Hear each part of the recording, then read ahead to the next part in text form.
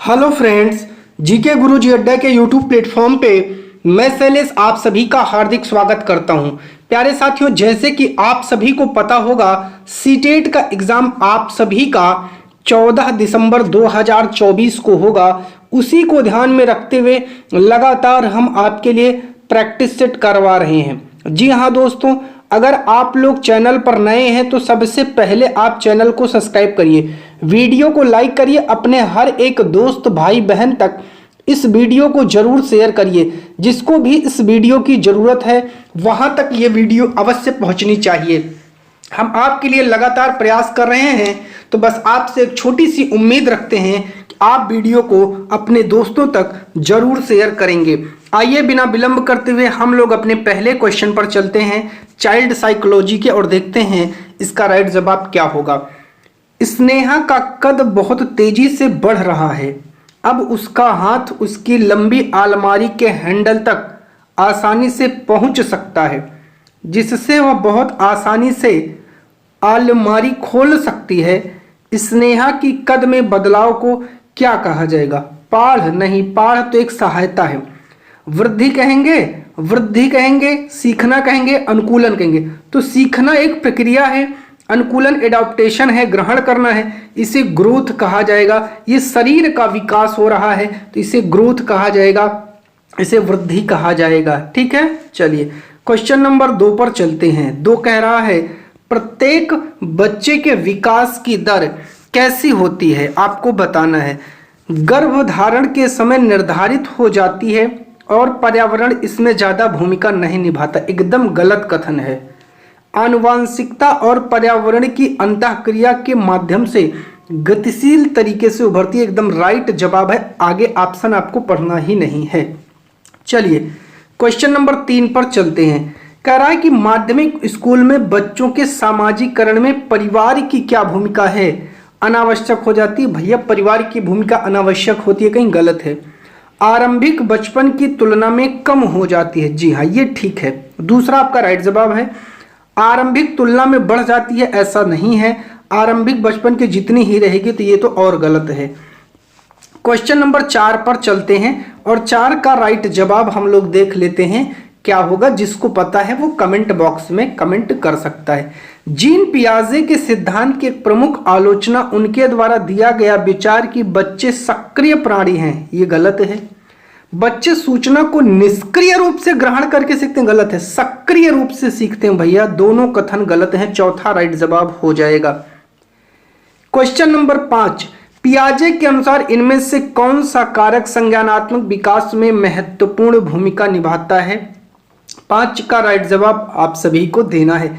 तो जिसको आता है बहुत तीव्र गति से 5 का जवाब मुझे देगा, मैं इंतजार कर रहा हूं।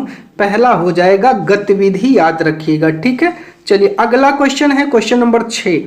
निम्नलिखित में से कौन सा युग्म का सही मिलान है? 6वें का राइट जवाब दीजिए। जिसको आता है फटाक से कमेंट करें। संवेदी चालक अवस्था, संवेदी में भैया 0 से 2 वर्ष की अवस्था है। कौन सी? मूर्त क्रिया कर लेगा, गलत है। मूर्ख तर्क नहीं कर पाएगा।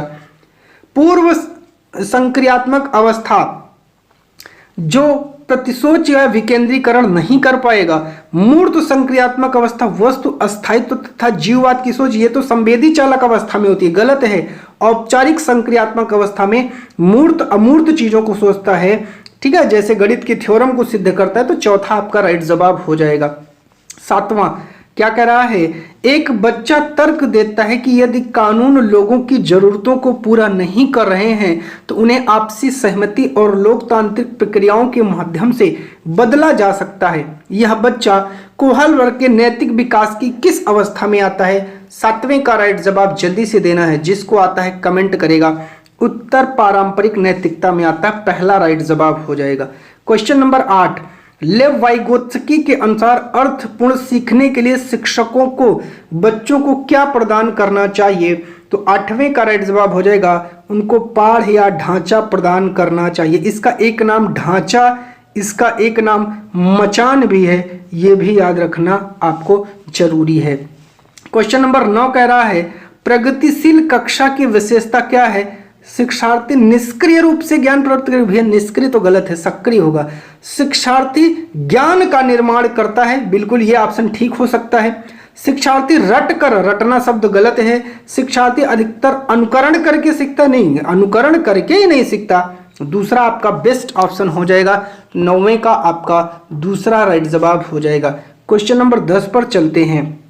10 कह रहा है शिक्षकों को बच्चों की बुद्धि लब्धि मापने के लिए बुद्धि लब्धि की मानकीकृत परीक्षाओं का इस्तेमाल करना चाहिए। गलत है, जरूरी नहीं है। वैसे भी प्रश्न पूछ करके आप थोड़ा बहुत अनुमान लगा सकते हैं। बुद्धि लब्धि को मापने वाली मानकीकृत परीक्षाएं बुद्धि की सटीकता से भविष्यवाणी कर सकती हैं। गलत है, जरूरी नहीं है। दोनों कथन आपके गलत हो जाएंगे। 10वें का चौथा राइट जवाब हो जाएगा। क्वेश्चन नंबर चलते हैं 11 की ओर और देखते हैं 11 का राइट जवाब। जिन व्यक्तियों में लय, ताल, सुर, माधुर्य के प्रति संवेदनशीलता होती है उनमें कौन सी बुद्धि अधिक मात्रा में होती है? संगीतमय, सुर, ताल, लय बहुत अच्छा गाते हैं, उनमें संगीत की बुद्धि सबसे अच्छी होती है। अगला है 12, सामाजिक रचनात्मक परिप्रेक्ष्य के अनुसार भाषा क्या है? भाषा सामाजिक पारस्परिक क्रियाओं के मौके प्रदान करके अधिगम को सुसाध्य बनाती है। बिल्कुल सही आंसर है पहला। चिंतन पर रोक लगाती है, ये तो गलत हो जाएगा। अधिगम की प्रक्रिया में निरर्थक शब्द गलत हो जाएगा। अधिगम की प्रक्रिया अवरोध शब्द गलत हो जाएगा। आप जब पढ़ेंगे तो ऐसे आपको चीजें मिलती जाएगी। 13 पर चलते हैं। समाज की संस्कृति पुरुषों और महिलाओं की भूमिका निर्धारित करती है, इसका मतलब क्या है? तो 13 का राइट जवाब क्या होगा? जल्दी से आप लोग ऑप्शन दीजिए।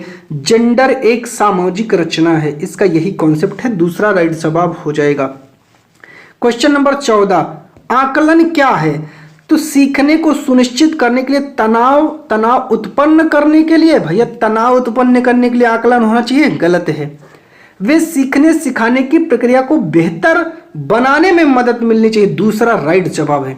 तीसरा, बच्चों के नामीकरण उन्हें वर्गीकृत करने के लिए, ये गलत है।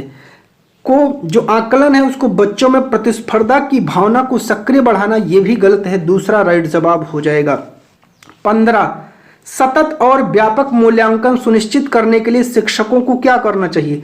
योगात्मक मूल्यांकन नहीं, फॉर्मेटिव असेसमेंट, रचनात्मक मूल्यांकन। दूसरा राइट जवाब हो जाएगा।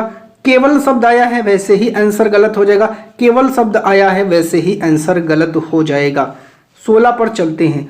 16 कह रहा है समावेश के बारे में कौन सा कथन सही नहीं है? जल्दी से 16 का राइट जवाब कमेंट बॉक्स पे आना चाहिए। यह समावेशन व अपवर्जन को परस्पर जुड़ी प्रक्रियाओं के रूप में देखता है। गलत। समावेशन केवल एक खास वर्ग के व्यक्ति जो दिव्यांग हैं उनकी जरूरतों के अनुरूप पाठ्यचर्या के आधार पर केंद्रित है। बिल्कुल ठीक है। ये मत कहिएगा सर केवल आया है, केवल शब्द पॉजिटिव सेंस में आया है, ये आपको ध्यान रखना है। ठीक है, चलिए 17 पर चलते हैं और देखते हैं 17 का राइट जवाब क्या होगा। जिसको पता है वो जरूर जवाब दें। 17 का राइट जवाब कह रहा है 17 का राइट जवाब आप कमेंट बॉक्स में कमेंट भी कर सकते हैं जिसको आता है। कह रहा है विविध विद्यार्थियों की कक्षा में शिक्षकों को यथोचित स्वायत्तता देनी चाहिए और पाठ्यचर्या और आकलन प्रणाली को लचीला बनाना चाहिए। सही है। बच्चे बेहतर सीखते हैं जब वह प्रभुत्व लेते हैं और उनके सीखने की जरूरतों का समायोजन होता है। बिल्कुल सही है, दोनों सही हैं और ये इसकी व्याख्या भी करता है, याद रखिएगा। क्वेश्चन नंबर 18 पर चलते हैं। कौन सा उदाहरण सहायक तकनीकी का इस्तेमाल करते हुए विद्यार्थियों को गतिशीलता में मदद करेगा? वो आपकी जो है क्या है बताओ? तो वो है आपकी छड़ी। याद रखिएगा क्या है? छड़ी है। ठीक है, सहायक तकनीकी का इस्तेमाल करते हुए विद्यार्थियों को गतिशीलता में मदद करेगा। तो 18 का भी राइट जवाब आपका पहला ऑप्शन हो जाएगा। याद रखिएगा। क्वेश्चन नंबर 19 पर चलते हैं। निम्न में से कौन सी प्रणाली विद्यार्थी जिन्हें दृष्टिबाधिता है उनके लिए सही नहीं है? कक्षा में कम प्रतिबंधात्मक वातावरण सुनिश्चित करना सही है तो गलत। कक्षा में गैर जरूरी बाधाओं को हटाना सही है तो गलत। संरचनाओं को विविध तरीकों से प्रस्तुत करना सही है तो गलत। जो गलत होगा वही सही होगा। विद्यार्थियों के पृथक्कीकरण को ध्यान में रखकर उन्हें हरदम अलग बिठाना, ये राइट जवाब हो जाएगा। ऐसा आपको नहीं करना है, यही राइट जवाब हो जाएगा। क्वेश्चन नंबर 20 पर चलते हैं। रचनात्मकता क्या है? कुछ ऐसा बनाने या खोजने की क्षमता जो मौलिक हो। बिल्कुल सही है पहला। बिना बोर हुए किसी कार्य को बार बार करने की क्षमता गलत। अंकों के क्रमों को याद रखने की क्षमता गलत। अभिसारी सोच करने की क्षमता गलत। पहला राइट जवाब हो जाएगा। 21 पर चलते हैं। कह रहा शिक्षकों को बच्चों को चर्चा संवाद करने के लिए बहुत से मौके देना चाहिए। बिल्कुल। अर्थपूर्ण अधिगम की प्रक्रिया में दूसरों से अंतःक्रिया करना शामिल है। बिल्कुल सही है, व्याख्या करता है, इसलिए पहला राइट जवाब हो जाएगा। 21 का पहला राइट जवाब हो जाएगा। 22 पर चलते हैं और 22 का राइट जवाब देखते हैं क्या होगा। 22 कह रहा है शिक्षार्थी केंद्रित दृष्टिकोण में क्या शामिल है।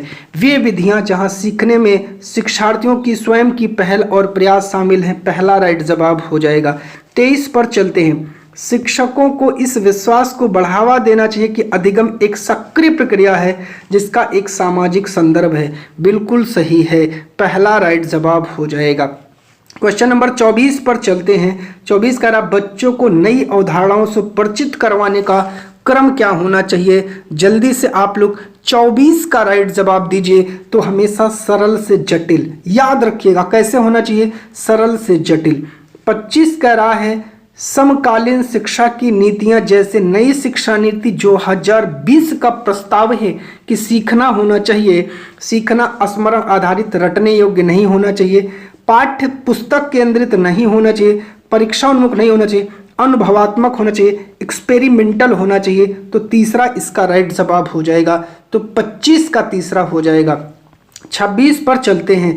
26 क्या कह रहा है आइए देखते हैं। निम्नलिखित में से कौन सी एक प्रभावी समस्या समाधान रणनीति है।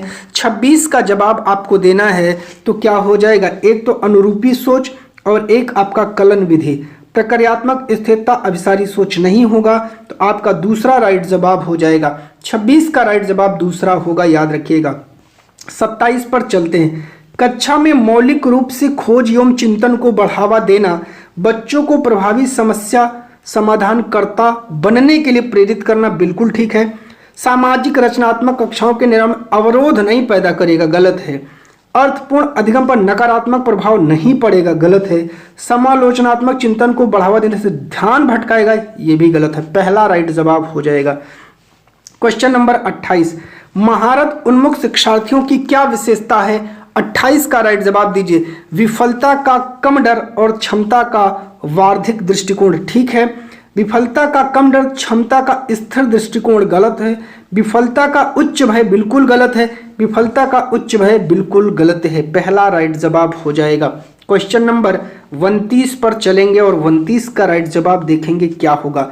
शिक्षक बच्चों को आंतरिक रूप से अभिप्रेरित शिक्षार्थी बनाने के लिए कैसे प्रोत्साहित करते हैं। तो सीखने की खुशी पैदा करके, पुरस्कार नहीं देकर, सजा नहीं देकर, निष्क्रिय अनुकरण नहीं होगा, चौथा राइट जवाब हो जाएगा। लास्ट क्वेश्चन आज के सेशन का, शिक्षकों को छात्रों को अपने विश्वास से अवगत कराना चाहिए कि क्षमता, इसका राइट जवाब क्या हो जाएगा आपको बताना है। तो 30 का राइट जवाब क्या होगा प्यारे साथियों, जल्दी से आप लोग कमेंट करिए। इसका राइट जवाब होगा वृद्धिशील। अब हम लोग चलते हैं अपने अगले पार्ट एसएसटी पर और एसएसटी के सभी महत्वपूर्ण प्रश्नों को देखते हैं। पहले क्वेश्चन का राइट जवाब क्वेश्चन नंबर 31 है, देखते हैं क्या होगा। कह रहा निम्नलिखित में से किस स्थल पर प्राचीनतम गांव के प्रमाण मिलते हैं, आपको बताना है। जो प्राचीनतम गांव का प्रमाण है वो किस स्थल से मिला है। 31 का राइट जवाब दीजिए। तो वो मेहरगढ़ से मिलता है, याद रखिएगा, ठीक है। चलिए क्वेश्चन नंबर 32 पर चलते हैं और 32 का राइट जवाब देखते हैं क्या होगा। निम्नलिखित कॉलमों का मिलान कीजिए और उपयुक्त विकल्प का चुनाव कीजिए। एक तरफ है कॉलम ए, एक तरफ है कॉलम बी, मिलाइए और बताइए सही जवाब क्या होगा। 32 का राइट जवाब दीजिए। जिसको आता है वो कमेंट जरूर करे। कह रहा है, चलिए 32 का राइट जवाब मैं जानना चाहता हूं, जिसको आता है वो दे। कह रहा है नाइजल ओर्डन, ये कौन है। तो इसका तीसरा होगा the chains that winds us a history of slavery at the Cape. देखिए पहले का तीसरा किस में है, तो चौथे में है और यही आपका राइट जवाब हो जाएगा। बाकी सारे ऑप्शन आपको नहीं मिलाना है, जो इसमें ऑप्शन है उसी को मैच कर लीजिए, आपको सही आंसर का पता लग जाएगा।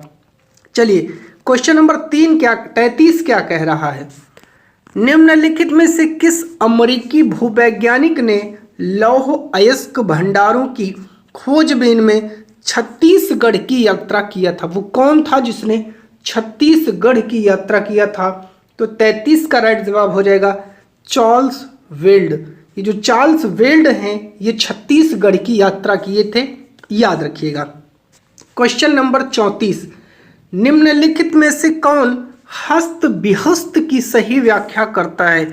हस्त बिहस्त की सही व्याख्या करता है। 34 का राइट जवाब दीजिए। कह रहा है एक केंद्रीय कक्ष 7 कमरों से घिरा, तो ये गलत है। एक केंद्रीय कक्ष 6 कमरे नहीं होते हैं, 10 कमरे नहीं होते, 8 कमरे होते हैं। तो चौथा आपका राइट जवाब हो जाएगा। एक केंद्रीय कक्ष हो जो 8 कमरों से घिरा हुआ हो, ये इंपॉर्टेंट है, याद रखिएगा। क्वेश्चन नंबर 35 पर चलते हैं और 35 का राइट जवाब देखते हैं क्या होगा। निम्नलिखित में से कौन कालक्रम के अनुसार व्यवस्थित देशों की सही सूची है जहां भारत से बौद्ध धर्म का प्रसार हुआ था? 35 का राइट जवाब क्या होगा, सभी को देना है। तो देखिए सबसे पहले आपका चीन आता है, तो ठीक है, फिर कोरिया और जापान, तीसरा आपका राइट जवाब हो जाएगा, याद रखिएगा। 36 पर चलते हैं। 36 का राइट जवाब देखते हैं क्या होगा। कथन ए और आर को पढ़िए और सही विकल्प का चुनाव करिए। जिसको जिसको 36 का राइट जवाब पता है कमेंट जरूर करिएगा। हेनरी थॉमस कोलब्रुक और नाथनियल हॉलहेड प्राचीन भारतीय ग्रंथों की खोज में व्यस्त थे, ठीक है, ये प्राच्यवादी थे, ठीक है। देखिए प्राच्यवादी एक शब्द है, प्राच्यवादी का मतलब होता है जो पूर्व की परंपराओं को जानना चाहते हैं, पूर्व के देशों के बारे में जानना चाहते हैं, उन्हें प्राच्यवादी कहते हैं। तो ये इसकी सही व्याख्या करता है, इसलिए आपका पहला राइट जवाब हो जाएगा, याद रखिएगा। 37 क्या कह रहा है, आइए देखते हैं। क्वेश्चन नंबर 37, चोल साम्राज्य की भूमियों के संदर्भ में निम्नलिखित का मिलान कीजिए और सही विकल्प का चुनाव कीजिए। 37 का राइट जवाब आप सभी को देना है। कह रहा है कि पल्ली चंदनम जैन संस्थानों को दान दी गई भूमि है, ठीक है। देखिए दूसरा का पहला किस में है, एक तो दूसरे में है, एक चौथे में है, तो पहला आपका गलत हो गया और तीसरा आपका गलत हो गया।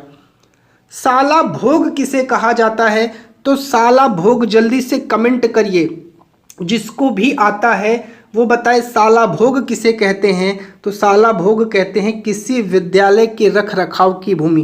बी का 3 किस में है, दूसरे में है, इसलिए ऑप्शन नंबर 2 आपका पूरा का पूरा सही हो जाएगा, चौथा भी आपका गलत हो जाएगा। इस तरीके से हम लोग मैचिंग करते हैं। क्वेश्चन नंबर 38 पर चलते हैं। मध्य भारत में बेवर से क्या तात्पर्य है, सभी को बताना है। तो बेवर क्या है, झूम खेती के लिए प्रयुक्त होने वाला एक शब्द है, दूसरा राइट जवाब हो जाएगा। 39 पर चलते हैं। निम्नलिखित में से किस सुधारक ने मद्रास प्रेसिडेंसी में विधवा विवाह के समर्थन में एक संगठन बनाया था? तो 39 का राइट जवाब हो जाएगा वीरेशलिंगम पुंतलू, तीसरा राइट जवाब हो जाएगा वीरेशलिंगम पुंतलू। इन्होंने मद्रास प्रेसिडेंसी में विधवा विवाह के लिए एक संगठन बनाया था, यहाँ आपका मद्रास है। देखिए नाम से ही है, ईश्वर चंद्र विद्यासागर नहीं हो सकता, ये आपका जो है मद्रास दक्षिण भारत का है, और दक्षिण भारत के नाम थोड़ा हट के होते हैं, आपको पता है। इन सभी नामों में से कौन सा नाम दक्षिण भारत का लग रहा है, आपको वैसे ही पता होगा, वीरेशलिंगम पुंतलू। ऐसे ही भी ट्रिक लगा सकते हैं। 40 पर चलते हैं। 40 कह रहा है यह कथन ओरु जाति ओरु मातम ओरु देवम मनुष्यानु, एक जाति एक धर्म मानव जाति के लिए एक ईश्वर किसने दिया था? श्री नारायण गुरु ने दिया था। ये केरल से बिलोंग करते थे, इनके बारे में ये भी जानिएगा। ये है आपका भारत का मैप और यहाँ पर आपका पड़ता है केरल, ठीक है। तो श्री नारायण गुरु आपका 40 का दूसरा राइट जवाब हो जाएगा, ठीक है। चलिए क्वेश्चन नंबर 41 पर चलते हैं। ए और आर को पढ़िए और सही व्याख्या करिए। कह रहा है भक्ति संतों की रचनाएं अत्यधिक लोकप्रिय हुई, बिल्कुल सही है। इन संतों की अधिकांश रचनाएं क्षेत्रीय भाषाओं में रची गई थी और उन्हें आसानी से गाया जा सकता था, ये भी सही है। ये इसकी सही व्याख्या करता है, इसलिए आपका पहला राइट जवाब हो जाएगा। चलिए 42 पर चलते हैं। कह रहा है निम्नलिखित में से कौन पहले चित्रकारों में से एक थे जिन्होंने आधुनिक और राष्ट्रीय कला शैली को विकसित करने में योगदान दिया।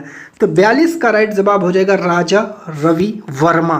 दूसरा, ये पहले जो है इसको जान लीजिएगा कि यहाँ से क्वेश्चन बनता है कि आधुनिक और राष्ट्रीय कला शैली को विकसित करने में राजा रवि वर्मा का बहुत बड़ा योगदान है। 43 पर चलते हैं और 43 का राइट जवाब देखते हैं क्या होगा। मैचिंग में हमेशा 1 और 2 को पकड़ने का प्रयास करिए, उसी से सारे आंसर निकलते हैं। निम्नलिखित कॉलमों का मिलान करें और सही विकल्प का चयन करें, कॉलम ए कॉलम बी। चलिए बताइए जल्दी से। 43 का राइट जवाब जिसको जिसको आता है वो देगा, क्या होगा मैं जानना चाहता हूं। 43 का राइट जवाब कितने भैया और बहनों को पता है? जिनको जिनको पता है वो कमेंट बॉक्स में कमेंट करें। कह रहा है अमृत बाजार पत्रिका कौन निकाला था? शिशिर कुमार घोष और मोतीलाल घोष। देखिए ए का चौथा कहाँ है? ए का चौथा दूसरे में है और किसी में है नहीं। ऑप्शन आपका सही हो गया। इंडियन मिरर के संस्थापक कौन है? देवेंद्र नाथ टैगोर। फिर आपका कह रहा है कि मिरात उल अखबार राजा राम मोहन राय से संदर्भित है। सुधारक तो आपके गोपाल गणेश अगरकर। ठीक है, आपका मिल गया, दूसरा राइट जवाब हो जाएगा। 44 पर चलते हैं और 44 का राइट जवाब देखते हैं क्या होगा। भारत की स्वतंत्रता के बाद राष्ट्र निर्माण में योगदान देने वाली घटनाओं को कालक्रम के अनुसार व्यवस्थित करिए। 44 का राइट जवाब देना है। कह रहा है बांडुरंग में गुट निरपेक्ष देशों का पहला सम्मेलन, भाषाई आधार पर आंध्र राज्य का गठन, योजना आयोग की स्थापना, पहला आम चुनाव। देखिए सबसे पहले इसमें जो 44 का राइट जवाब होगा मेरे प्यारे मेरे भैया मेरे बहनों, जिसको जिसको आता है वो लोग जरा कमेंट करें। चलिए जिसको जिसको आता है 44 का राइट जवाब कमेंट करिए। तो देखिए सबसे पहले आपका हो जाएगा योजना आयोग की स्थापना, फिर आपका हो जाएगा पहला आम चुनाव, फिर हो जाएगा भाषाई आधार पर आंध्र राज्य का गठन और फिर हो जाएगा बांडुरंग में गुट निरपेक्ष देशों का पहला सम्मेलन। CDBA दूसरा आपका राइट जवाब हो जाएगा। ठीक है, चलिए 45 पर चलते हैं। ए और V को किस महाद्वीप की विशेषता से बताया गया है? अर्थात ए और B पर जो ऑप्शन है वो किस महाद्वीप की विशेषता को बता रहे हैं, बताना है। ठीक है, 45 का राइट जवाब देना है। कह रहा है यह महाद्वीप चारों तरफ से समुद्र और महासागरों से घिरा है। कोई महाद्वीप है, इसके चारों ओर समुद्र और महासागर हैं। ठीक, कर्क विषुवत मकर तीनों रेखा तो सिर्फ एक ही से गुजरती है, उसका नाम है अफ्रीका। ये चौथा ऑप्शन सही है, इसको नोट कर लीजिएगा। ये क्वेश्चन फिर से एग्जाम में रिपीट हो सकता है, इंपॉर्टेंट है। क्वेश्चन नंबर 46 पर चलते हैं। 46 क्या कह रहा है? भारत में केंद्रीय सरकार के कार्यालयों के खुलने का समय पूर्वाह्न 9 भारतीय मानक समय है। भोपाल के समीप 77 डिग्री 15 मिनट पूर्वी देशांतर पर और गंगटोक के समीप 88 डिग्री 30 पूर्वांतर पर स्थित केंद्रीय सरकार के कार्यालयों के खुलने का स्थानीय समय क्या होगा? इस प्रश्न का उत्तर जो है जिसको जिसको आता है वो कमेंट बॉक्स में करें। 46 का राइट जवाब जल्दी से देने का प्रयास करें, मैं जानना चाहता हूं। जल्दी से बताइए, मैं जानना चाहता हूं किसको किसको पता है, जल्दी से। तो देखिए अब आपको भारतीय मानक समय रेखा देखनी है, कहाँ से गुजरती है। तो भारतीय मानक समय जो है आपके उत्तर प्रदेश के इलाहाबाद मिर्जापुर से ऐसे जाती है। अब आपको बताना है किन किन क्षेत्रों में गुजरती है, उसी हिसाब से आपको कैलकुलेट करना है। जो मानक समय के पूर्व होगा, जो पश्चिम में होगा, देखिए जो पश्चिम में होगा वहाँ समय देर होगा, जो पूर्व में होगा वहाँ समय पहले होगा, क्योंकि अरुणाचल प्रदेश में सूर्य पहले उगता है, गुजरात में 2 घंटे लेट पूर्व दिखता है, उगता है। तो याद रखिएगा ऐसे, ठीक है। तो उसी से आपका राइट जवाब इसमें क्या होगा मैं आपको बता रहा हूँ। इसका राइट जवाब हो जाएगा तीसरा, 8:39 पूर्वाह्न और 9:24 पूर्वाह्न। आप दोनों को निकाल करके बताइएगा। जिसको भी इस प्रश्न में डाउट होगा आप स्क्रीनशॉट लेकर के कमेंट बॉक्स में आइएगा, कमेंट पोस्ट करिएगा। इस पूरे क्वेश्चन को हल करके आपको सिखा दूंगा मानचित्र के साथ। इस प्रकार के ऐसे कोई प्रश्न आएंगे तो गलत नहीं होगा, क्योंकि इसको बिना मानचित्र के सॉल्व करवाना थोड़ा सा आपको समझ में नहीं आएगा, तो जब दिक्कत होगी तब। बाकी मैं आपको बता दे रहा हूँ, जैसे ये भारत का देखिए मानचित्र है, ठीक है। और ये है आपकी इलाहाबाद से ये जो मानक रेखा गुजर रही है, इसके इधर 2 घंटे समय पीछे और इधर 2 घंटे समय आगे होगा। इसी हिसाब से इसका जो है कैलकुलेशन किया जाता है, ये आप लोग याद रख लीजिएगा, ठीक है। तो डिग्री और मिनट को मिला करके जो है हम लोग इस कैलकुलेशन को करते हैं। कोई दिक्कत होगी तो आप लोग कमेंट जरूर करिएगा, इसको हम समझा देंगे। चलिए क्वेश्चन नंबर 47 पर चलते हैं। 47 कह रहा है, जब हम भारतीय शहर से कनाडा के एक बड़े शहर स्केचवान 97 डिग्री 30 मिनट पश्चिम की यात्रा करेंगे तब हम कितने घंटे अर्जित करेंगे या गंवाएंगे? यदि शहर एक स्थान पहुंचने के लिए आने वाले आवश्यक समय को हम नज़रअंदाज कर दे तो 47 का राइट जवाब होने वाला है आधा दिन अर्जित करेंगे, अर्थात 12 घंटा इसका राइट जवाब हो जाएगा। फिर से वही, ठीक है। डिफरेंस कितने का है? 5.5 घंटे का है। उस 5.5 घंटे के हिसाब से आपको इसको कैलकुलेट करना है। कैलकुलेट करने के बाद आपको समय निकालना है, तो राइट जवाब आपका आ जाएगा आधा दिन अर्जित करेंगे, अर्थात 12 घंटे अर्जित करेंगे। जिसको दिक्कत होगी कमेंट बॉक्स में कमेंट करिएगा, इसको पूरा हल करवा देंगे। अगला क्वेश्चन है, समय को देखते हुए थोड़ा तीव्र गति से चलना पड़ रहा है। निम्नलिखित कथनों ए और आर को पढ़िए और सही विकल्प का चयन कीजिए और बताइए 48 का राइट जवाब क्या होने वाला है। कह रहा है कि मकर रेखा दक्षिणी ध्रुववृत्त के बीच वाले क्षेत्र का तापमान मध्यम रहता है, ठीक है। मकर रेखा के बाद किसी भी अक्षांश पर दोपहर का कभी सूर्य सिर के ऊपर नहीं होता, ठीक है, लेकिन ये इसकी व्याख्या नहीं करता, इसलिए दूसरा ऑप्शन सही हो जाएगा। बात आई मकर रेखा की, मैं आपको पूरा समझा दे रहा हूँ। ये पृथ्वी है, बीच से जो रेखा काटती है इसको भूमध्य रेखा, ऊपर से जो काटती है कर्क रेखा, नीचे से जो काटती है मकर रेखा। क्या कह रहा है? मकर रेखा और दक्षिणी ध्रुववृत्त, ये आपकी मकर रेखा है और ये दक्षिणी ध्रुववृत्त है। कह रहा है कि इनके वृत्त के बीच वाले क्षेत्र का तापमान मध्यम रहेगा। हाँ, यहाँ का तापमान मध्यम रहेगा, सूर्य की किरणें यहाँ थोड़ी तिरछी पड़ती हैं। उसके बाद मकर रेखा के बाद किसी भी अक्षांश पर दोपहर का सूर्य कभी सिर के ऊपर नहीं होता। हाँ, मकर रेखा पर तो रहेगा, क्योंकि कर्क रेखा और मकर रेखा के बीच सूर्य का तापमान सिर पर रहता है, लेकिन इसके बाद सिर पर नहीं रहेगा, ये याद रख लीजिएगा, ठीक है। चलिए 49 पर चलते हैं और 49 का राइट जवाब देखते हैं क्या होगा। ए और आर को पढ़ें और सही विकल्प का चयन करें। जल्दी से 49 का राइट जवाब आप लोग दीजिएगा। अधिकेंद्र के निकट भाग में सर्वाधिक हानि होती है, बिल्कुल सही है, भूकंप से संदर्भित है ये। अधिकेंद्र से दूरी बढ़ने के साथ भूकंप की तीव्रता धीरे धीरे कम होती है, बिल्कुल सही है। व्याख्या भी करता है, इसलिए पहला राइट जवाब हो जाएगा, याद रखिएगा। 50 पर चलते हैं। 50 क्या कह रहा है आइए देखते हैं। सूची 1 और सूची 2 का मिलान करिए। ये घास का स्थल है, ये अवस्थिति है। तो बताइए कंपोज कहाँ है भैया? कंपोज ब्राजील में है। एक आचार सिर्फ एक ऑप्शन में मिल रहा है, पहला ही सही हो जाएगा। मिला दे रहा हूँ सब। पैम्पास कहाँ है? पैम्पास आपका अर्जेंटीना में है। डॉन कहाँ है? डॉन आपका ऑस्ट्रेलिया में है। लानोस कहाँ है? वेनेजुएला में है, तो इसलिए पहला राइट जवाब हो जाएगा। 51 पर चलते हैं। कह रहा है ट्रांस साइबेरियन रेलवे तंत्र किन 2 स्थानों को जोड़ता है? तो 51 का राइट जवाब सभी को कमेंट देना है। सेंट पीटर्सबर्ग और व्लादिवोस्टॉक दूसरा राइट जवाब हो जाएगा, याद रखिएगा।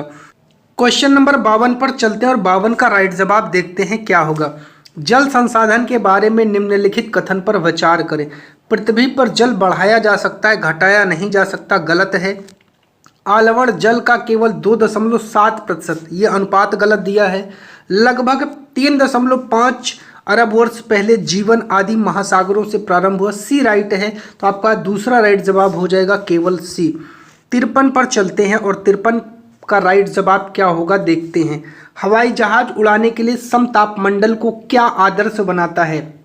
53 का राइट जवाब दीजिए। तो बादलों से मुक्त होना ठीक है, मौसम संबंधी घटनाओं से मुक्त होना ठीक है, विभिन्न प्रकार की गैसों से मुक्त होना तो गलत है, तो ए और बी राइट जवाब आपका दूसरा हो जाएगा, याद रखिएगा, ठीक है। चलिए क्वेश्चन नंबर 54 पर चलते हैं और 54 का राइट जवाब देखेंगे क्या होगा। निम्नलिखित कथनों में से उष्ण कटिबंधीय सदाबहार वन के बारे में कौन सा सही है? 54 का राइट जवाब आपको देना है।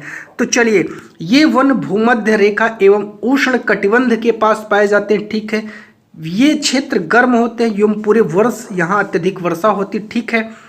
मौसम शुष्क नहीं होता है, गलत हो जाएगा। थोड़े समय के लिए अपनी पत्तियां झाड़ते हैं, गलत है। तो ए और बी राइट जवाब हो जाएगा ऑप्शन नंबर 3, याद रखिएगा।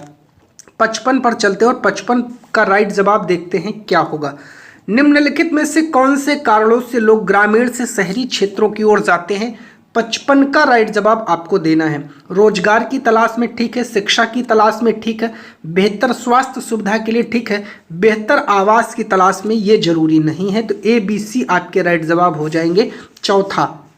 चलिए 56 पर चलते हैं और 56 पर देखते हैं इसका राइट जवाब क्या होगा। ए और आर को पढ़ना है और सही जवाब देना है, ठीक है। तो ए और आर को पढ़ते हुए सही जवाब दीजिए। औद्योगिकरण अक्सर नगरों एवं शहरों के विकास एवं वृद्धि को बढ़ाता है, ठीक है। उद्योग उस स्थान पर स्थित होते हैं जहां औद्योगिक क्षेत्र को प्रभावित करने वाले कुछ घटक आसानी से उपलब्ध हों, जैसे मिट्टी, जैसे बिजली, जैसे पानी, जैसे लेबर, मजदूर। तो ठीक है, लेकिन ये आर ए की व्याख्या नहीं करता, इसलिए दूसरा सही जवाब हो जाएगा। ए आर दोनों कथन सही हैं, ए का सही स्पष्टीकरण आर नहीं है। 57 क्या कह रहा है? मल्च बनाने में पौधे के बीच अनावरित भूमि जैव पदार्थ जैसे प्रवाल से ढक दी जाती है ताकि 57 का राइट जवाब हो जाएगा। इससे मृदा की आर्द्रता रोकने में मदद मिलती है, पहला राइट जवाब हो जाएगा। क्वेश्चन नंबर 58 की बात करते हैं। भारत में काफी सामाजिक सांस्कृतिक विविधता है, निम्नलिखित में से उन कथनों को पहचानिए जो विविधता को दर्शाते हैं। रोज चर्च जाने के लिए मेखला पहनना पसंद करती है, ठीक है, इसमें कोई दिक्कत नहीं है, ठीक है। अगला है राजू का परिवार कई पीढ़ियों से सफाई का काम कर रहा है, तो ये गलत हो जाएगा, इसमें जो है कोई भी विविधता नहीं है। अहमद अपनी दादी से मिलने ईद पर जाता है, ठीक है। रवि अपने बहनों से मिलने और उनके साथ समय बिताने तीज के समय अपने गृहनगर जाता है, तो डी भी सही है। ए सी डी आपका तीसरा राइट जवाब हो जाएगा, ठीक है। चलिए बात करते हैं अगले क्वेश्चन 59 की और देखते हैं इसका राइट जवाब क्या होने वाला है। कह रहा है खबर लहरिया एक पाक्षिक समाचार पत्र उदाहरण है। तो 59 का राइट जवाब जिसको भी पता है वो लोग दे दें। तो क्या है?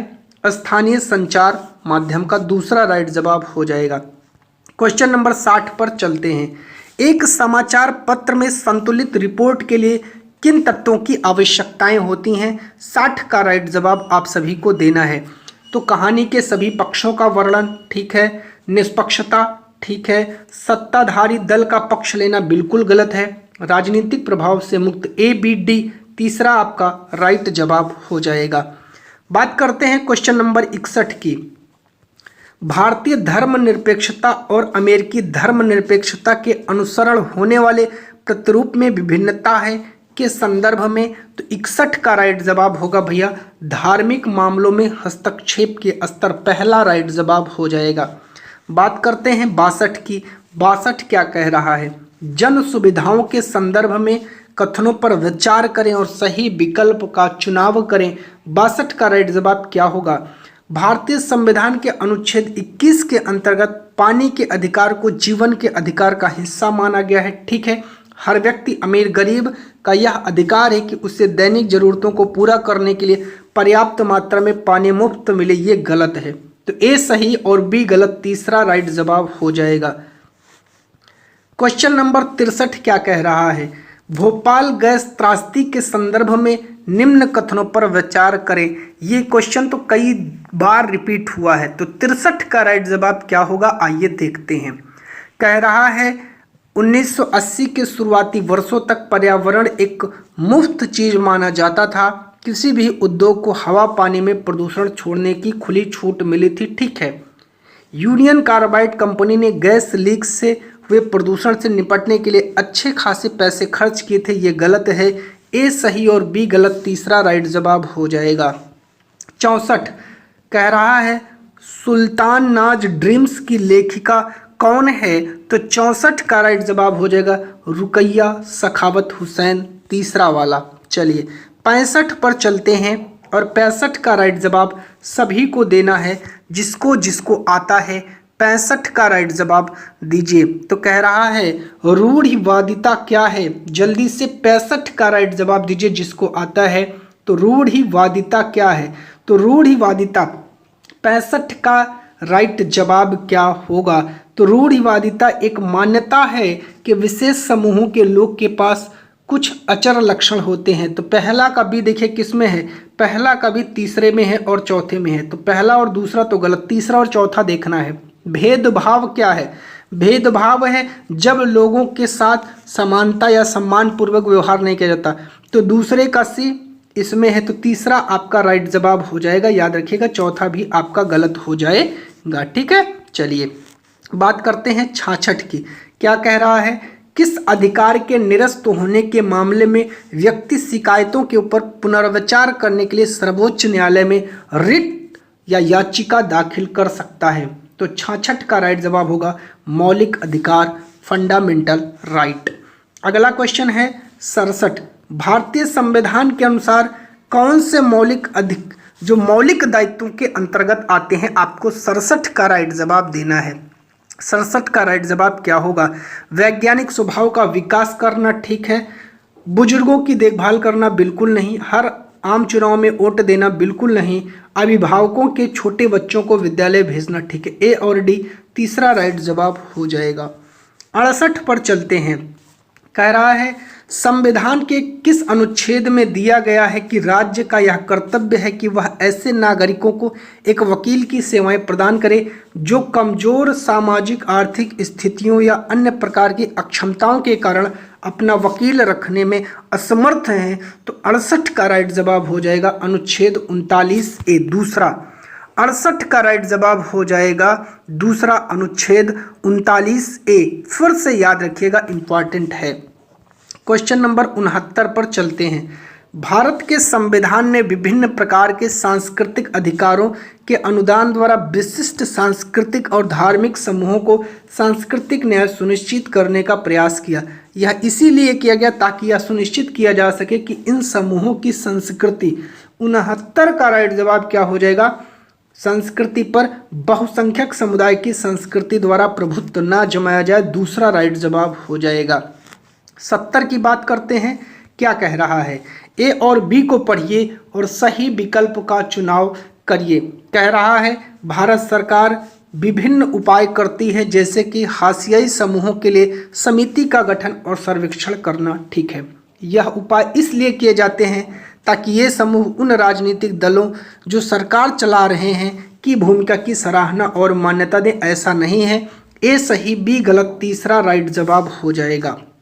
चलिए क्वेश्चन नंबर 71 पर चलते हैं। निम्नलिखित में से कौन सा भारत के इतिहास का विभाजन जेम्स मिल द्वारा किया गया है, सभी को बताना है। तो दूसरा राइट जवाब हो जाएगा हिंदू, मुस्लिम और ब्रिटिश।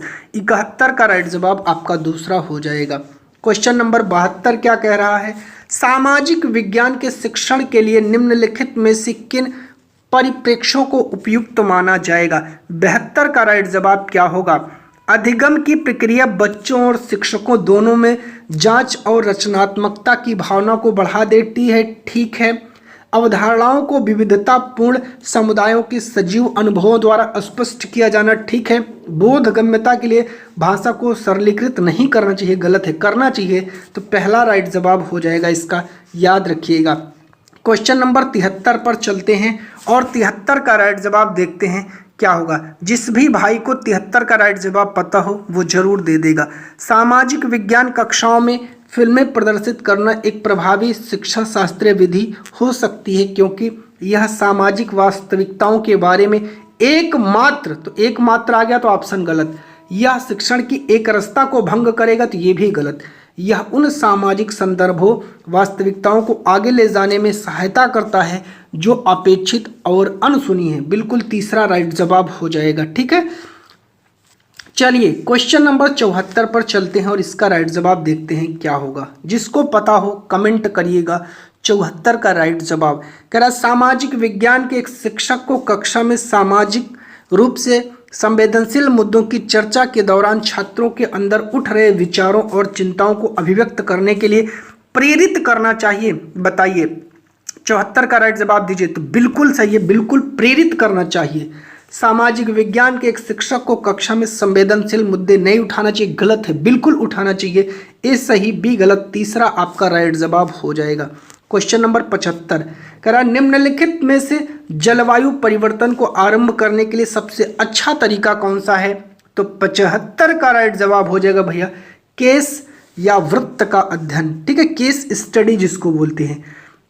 क्वेश्चन नंबर 76 कह रहा है एक सामाजिक विज्ञान अध्यापक के तौर पर आप समस्या समाधान विधि का सामाजिक विज्ञान शिक्षण में क्यों इस्तेमाल करना चाहेंगे। तो 76 का राइट जवाब क्या होगा, विद्यार्थियों को अवसर प्रदान करना ताकि वो अपना समय विवेकपूर्ण ढंग से इस्तेमाल करें, नहीं ताकि पाठ्यक्रम, ये तो बिल्कुल गलत है, पाठ्यक्रम पूरा करने के लिए नहीं, विद्यार्थियों को समस्या का समाधान वैज्ञानिक तरीके से निकाल पाने में मदद करना, तीसरा राइट जवाब हो जाएगा। क्वेश्चन नंबर 77 रचनावादी कक्षा में एक अध्यापक की क्या भूमिका है, व्याख्यान करने की, नहीं, सिर्फ जवाब देने की, नहीं, सिर्फ किताब पढ़ाने की, नहीं, विद्यार्थियों की जिज्ञासा और रुचि को जगाना, चौथा हमारा सबसे बेस्ट आंसर हो जाएगा। चलिए 78 पर चलते हैं। 78 क्या कह रहा है, देखते हैं, पढ़ते हैं और इसका सही जवाब देते हैं। कह रहा है संकल्पनाओं की समझ, जो वैध कथन है हमें बताना है सामाजिक विज्ञान की कक्षा के लिए। संकल्पनाओं की समझ या बोध को प्रोत्साहित करने के लिए यह सुझाव दिया गया है कि शिक्षक को जहां भी संभव हो परिभाषाओं के अध्यापन से बचना चाहिए, ठीक। संकल्पनात्मक समझ को प्रोत्साहित करने के लिए शिक्षक को विद्यार्थियों को चिंतन के लिए प्रेरित करने व प्रश्न पूछने चाहिए, ठीक। ए और बी दोनों सही, तीसरा राइट जवाब हो जाएगा।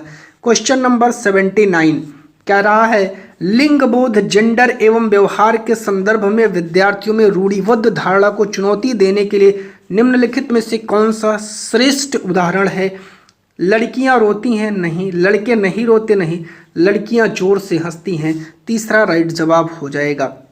क्वेश्चन नंबर 80 क्या कह रहा है, आइए देखते हैं। जिसको जिसको ऑप्शन पता हो वो फटाफट देने का प्रयास करे। 80 कह रहा है निम्नलिखित प्रश्नों में से कौन सा प्रश्न विद्यार्थियों में आलोचनात्मक चिंतन को बढ़ा देता है। आलोचनात्मक मतलब जो पक्ष की बात विपक्ष की बात को सोच समझ करके जवाब दे दे, वही है आलोचनात्मक। मौर्य वंश के पतन के क्या कारण थे, बिल्कुल ठीक है। कौन सी सामाजिक बुराइयां थी जिन्होंने अतीत में भारतीय महिलाओं की प्रतिष्ठा को धूमिल किया, ठीक है। द्वितीय विश्व युद्ध के कारण और परिणाम, ठीक है। किर्थर और सुलेमान वन किस देश में है, फिक्स आंसर है। इतिहास में वे किस कारण प्रसिद्ध है, ये भी फिक्स है। डी हमारा नहीं होगा, ए बी सी पहला राइट जवाब हो जाएगा। तो 80 का क्या हो जाएगा मेरे भैया, 80 का पहला हो जाएगा। क्वेश्चन नंबर 81 पर चलते हैं। भूगोल में यात्रा पद्धति अध्यापन के लिए किस सिद्धांत पर आधारित है, प्रेक्षण का सिद्धांत, याद रखिएगा। 82 पर चलते हैं। ए और बी पर विचार करना है, सही विकल्प का चयन करना है। जब सामाजिक विज्ञान पाठ्यचर्या सामग्रियां स्थानीय विषय वस्तु को समाविष्ट करती हैं, वे शिक्षकों के लिए कक्षा में स्थानीय संसाधनों के उपयोगी हेतु अवसर देती हैं, बिल्कुल सही है। भिन्न भिन्न क्षेत्रों और सामाजिक समूहों से आने वाले लोग सामाजिक विज्ञान से तभी जुड़ पाते हैं जब वे स्थानीय क्षेत्र से संबंधित विषय वस्तु को जगह मिलती है, बिल्कुल ठीक है, इसमें कोई दिक्कत नहीं है, बी भी सही है। तो अगला है आपका, इसका राइट जवाब हो जाएगा मेरे भैया ए और बी दोनों सही हैं। 82 के बाद क्वेश्चन नंबर 83 पर चलते हैं और 83 की फटाफट देख लेते हैं व्याख्या क्या है और इसका राइट जवाब क्या हो जाएगा। चलिए जल्दी से।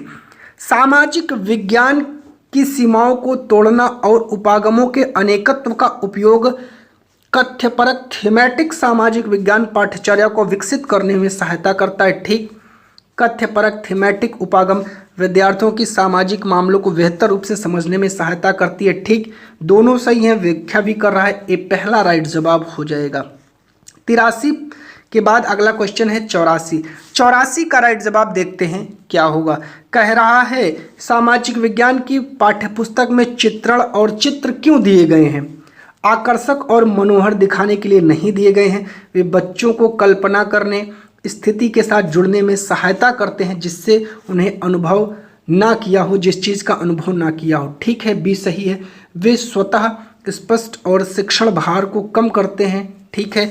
वे विद्यार्थियों को प्रेरित करते हैं कि आसानी से पाठ्य पुस्तक में दिए गए सामग्री पर काम कर सकते हैं। तो देखिए 84 में डी वाला ऑप्शन आपका नहीं सही होगा, ठीक है, ये गलत हो जाएगा।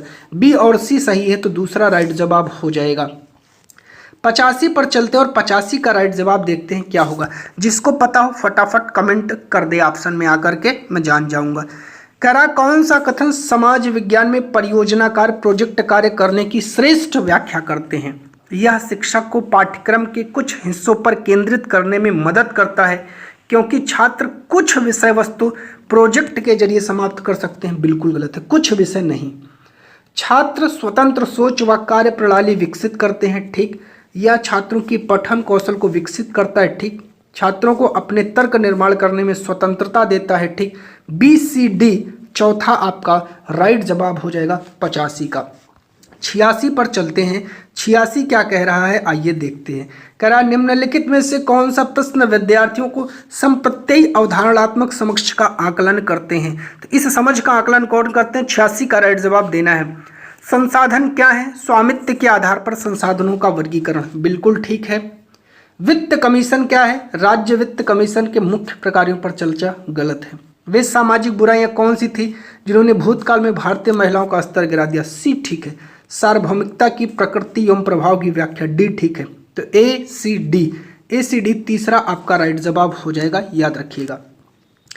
अगला क्वेश्चन है हमारा 87 और इसका राइट जवाब सभी को देना है। क्या होगा? निम्नलिखित में से कौन से सतत एवं व्यापक मूल्यांकन के उपयुक्त हो सकते हैं? कक्षा में औपचारिक और अनौपचारिक अवलोकन करना, ठीक। अधिगमकर्ता केंद्रित गतिविधियों को अपनाना, ठीक। बारंबार कलम और कागज परीक्षणों का आयोजन करना, ये तो एकदम गलत है। परियोजना की जांच आधारित गतिविधियों में सहायता, डी ठीक है। तो चौथा राइट जवाब हो जाएगा। 88 पर चलते हैं। 88 का राइट जवाब देखते हैं क्या होगा। RTE एक्ट 2009 के अनुसार मूल्यांकन प्रक्रमों को विकसित करने के लिए निम्नलिखित में से किसका अनुसरण करना चाहिए? 88 का राइट जवाब सभी को जल्दी से देना है। क्या कह रहा है? संवैधानिक मूल्यों पर विचार करना, ए सही है। विद्यार्थियों की समय निष्ठा, गलत है। बच्चे का सर्वांगीण विकास, ठीक है। अन्वेषण के लिए अवसर, ए सी डी चौथा राइट जवाब हो जाएगा। 89 पर चलते हैं। क्या कह रहा है? हमारा पर्यावरण क्यों बदल रहा है? यह प्रश्न छात्रों की योग्यता का मापन करता है। किसका मापन करेगा? तो 89 का राइट जवाब होगा भैया सामान्यीकरण का नहीं, परिकल्पना निर्माण का नहीं, निष्कर्ष निकालने का। किसका? निष्कर्ष निकालने का। अगला क्वेश्चन है आज के सेशन का हमारा लास्ट क्वेश्चन है। चलिए देखते हैं क्या है। विद्यार्थी पत्राधान पोर्टफोलियो का उपयोग मुख्यतः आंकने के लिए होता है। 90 का राइट जवाब सभी को देना है। विद्यार्थी के साल भर के महत्वपूर्ण योगदानों को उसके या उसके अधिगम के भाग की तरह, ठीक है। एक विशेष सत्र में विभिन्न विषयों में विद्यार्थी द्वारा अर्जित अंकों को जानना, ठीक है। संस्थान के अंदर और बाहर पाठ्येतर गतिविधि में विद्यार्थी की सहभागिता को, ठीक है। चौथा राइट जवाब हो जाएगा। जिस पेपर का एनालिसिस करने वाले हैं वो है 2 फरवरी 2023 का ऑनलाइन हिंदी पेपर, जिसमें आप लोग जो लैंग्वेज चुनते हैं उसी लैंग्वेज को आज हम लोग करने वाले हैं। आप लोग चैनल पर नए हैं तो चैनल को सब्सक्राइब करिएगा, वीडियो को लाइक करिएगा, अपने दोस्त भाई बहन तक जरूर इसको पहुंचाने का आप लोग प्रयास करिएगा। चलिए चलते हैं, हम लोग अपने सेशन को स्टार्ट करते हैं। सबसे पहले आपको एक गद्यांश दिया गया है, इस गद्यांश को पढ़ना है, पढ़ करके उत्तर देना है। बहुत सारे भाई बंधु गद्यांश को अच्छे से नहीं पढ़ते हैं जिस कारण उनके मार्क्स बहुत कट जाते हैं। आपके लैंग्वेज आपकी सफलता में सबसे इम्पॉर्टेंट रोल प्ले करता है, याद रखिएगा।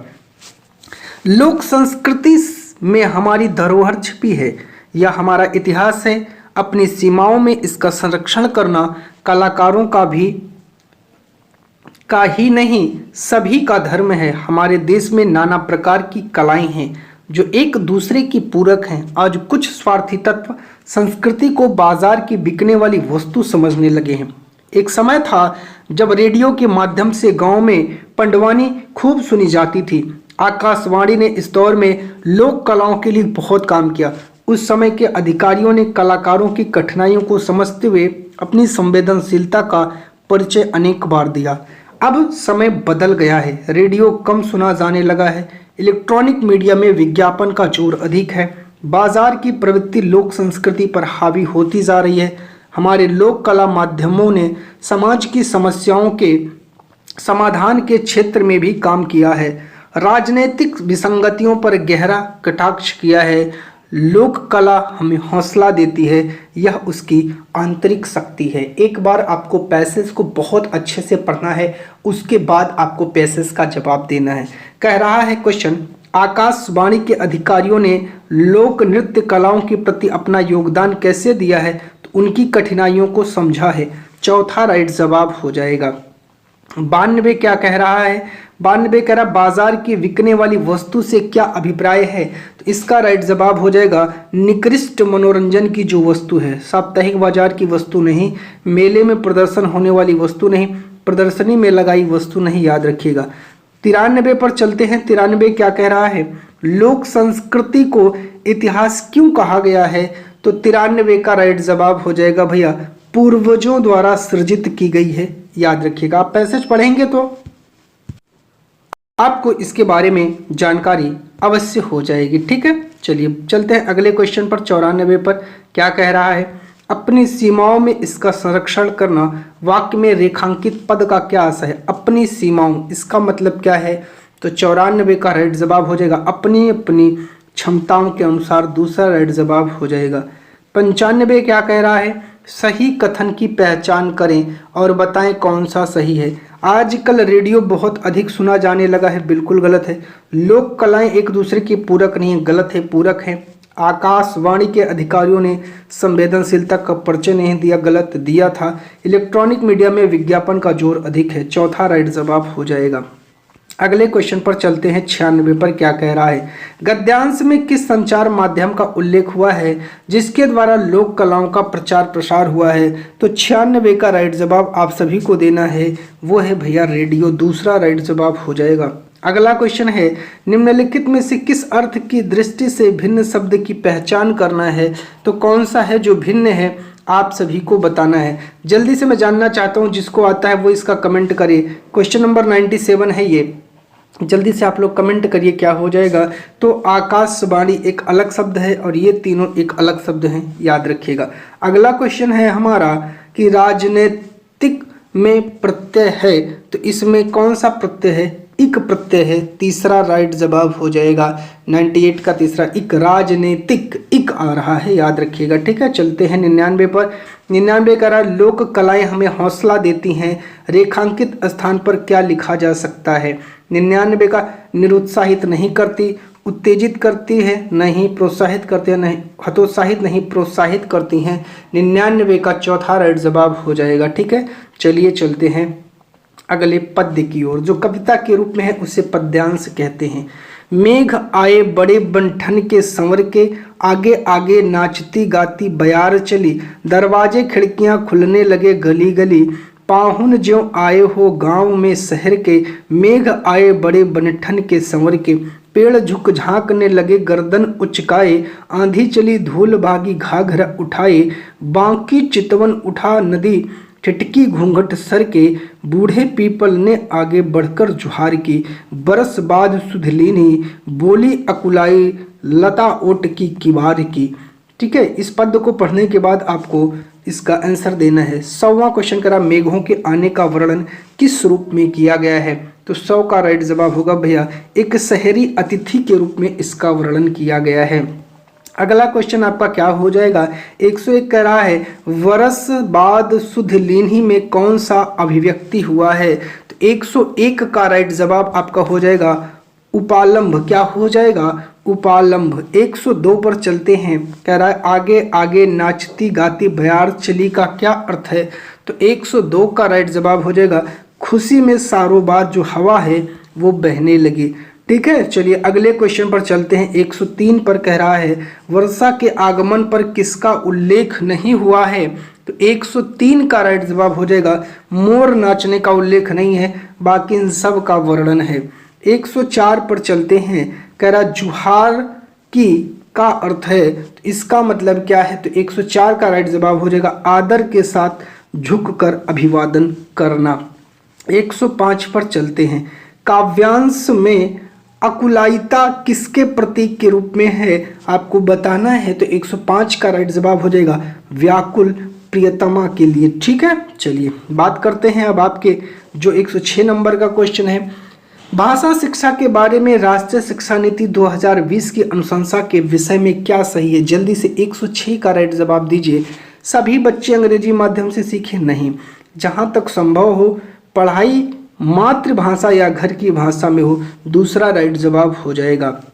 107 क्या कह रहा है? बहुभाषावाद की निम्नलिखित नीति किस रूप में जानी जाएगी?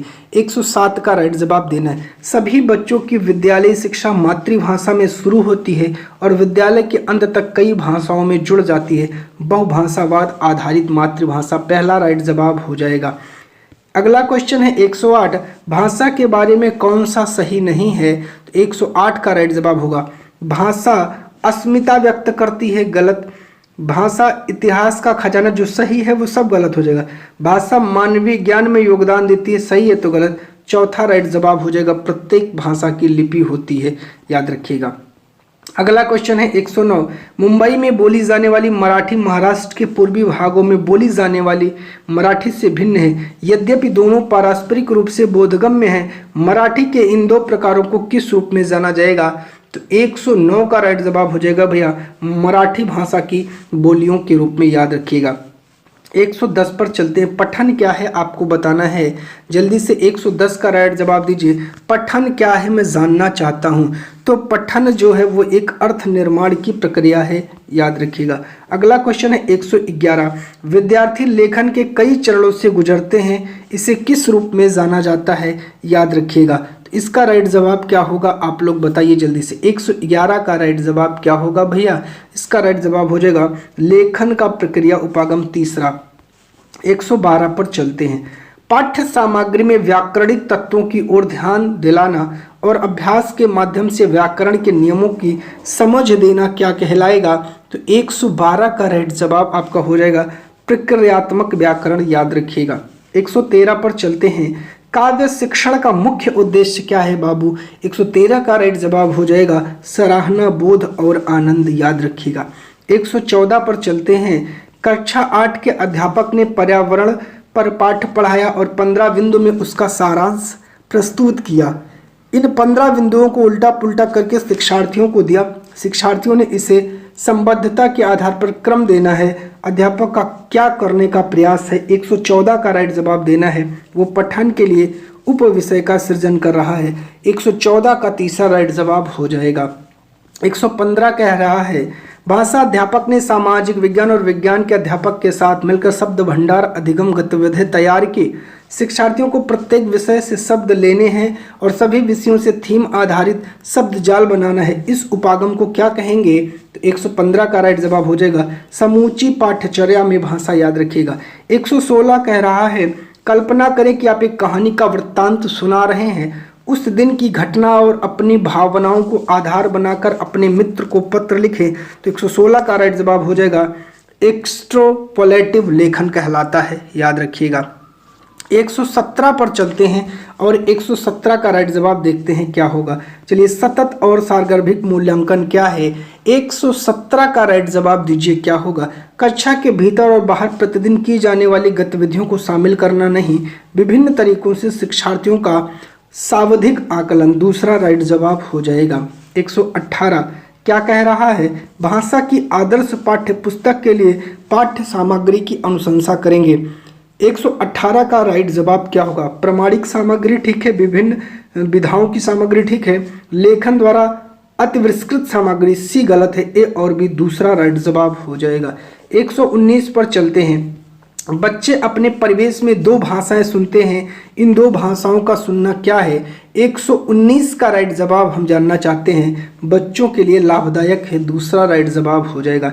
120 विद्यालय में भारतीय भाषाओं को समुन्नत करने वाला भारत सरकार का कार्यक्रम क्या है? 120 का राइट जवाब हो जाएगा भाषा संगम, तीसरा राइट जवाब हो जाएगा, याद रखिएगा। इसी के साथ प्यारे साथियों अपने इस टॉपिक को हम लोग यहीं पर कंप्लीट करते हैं। ये हमारा हिंदी का पोर्शन चल रहा था। देखिए, हिंदी जो ऐसी लैंग्वेज है लगभग चीज़ें आपको पता है, ठीक है, तो इसलिए हमने इसको थोड़ा सा तीव्र गति से करवाने का प्रयास किया है। बाकी अगर आपको किसी भी प्रकार की कोई भी समस्या है तो आप लोग कमेंट करिए, वीडियो को लाइक और अपने दोस्तों तक शेयर करिए। जो भी सुझाव हो वो अवश्य दीजिए, उस पर आपके लिए समाधान अवश्य लेकर के आया जाएगा। वीडियो अच्छी लगी हो तो सब्सक्राइब करिएगा।